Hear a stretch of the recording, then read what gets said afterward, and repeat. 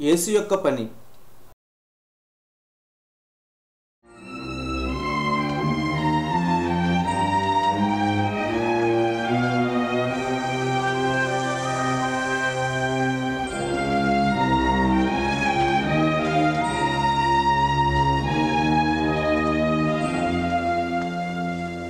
ఆయన బయలుదేరి తాను పెరిగిన నజరేతుకు వచ్చాడు.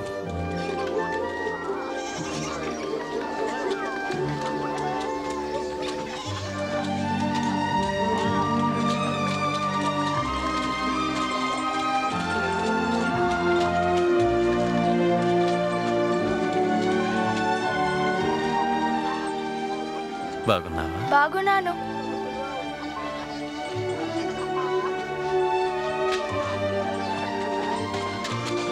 ఆయన వాడుక చొప్పున విశ్రాంతి దినాన సమాజ మందిరంలోనికి వచ్చాడు.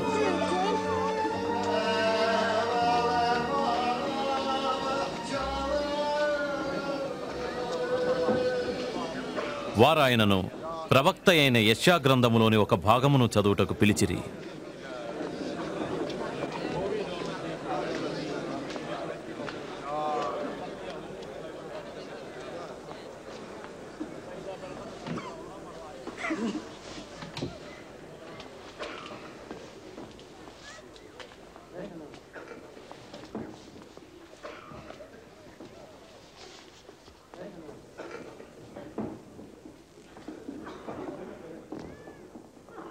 ప్రభు ఆత్మ నా మీద ఉన్నది.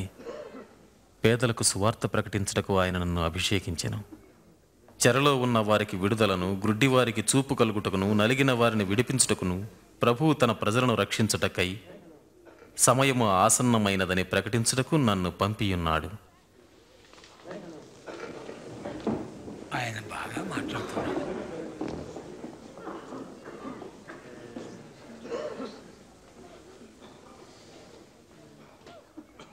ఇప్పుడు చదువుతుండగానే ఈ లేఖనం ఈ దినం మీ మధ్య నెరవేరింది. లేఖనం నెరవేరిందా? కానీ మెస్సయ్య ఒక్కడు మాత్రమే ఈ ప్రవచనాలు నెరవేర్చగలడు. మాకెలా తెలుసు? ఈ సామెత మీరు చెప్తుంటారు కదా, వైద్యుడా నిన్ను నీవే స్వస్థపరుచుకో.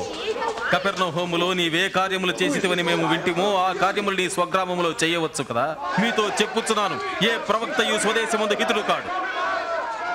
ఆయనే మెస్సయ్య అని, దేవుని చేత అభిషేకింపబడినవాడని, వారిని రక్షించేందుకై పంపబడినాడని ఈ రీతిగా ప్రభువు తానెవరో తెలియపరుచుకున్నాడు.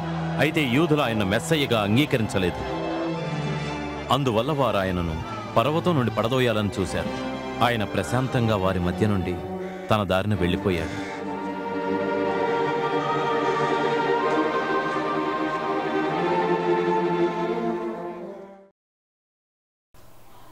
సత్యము మాట్లాడుటకు నాకు ధైర్యం ఉన్నదా?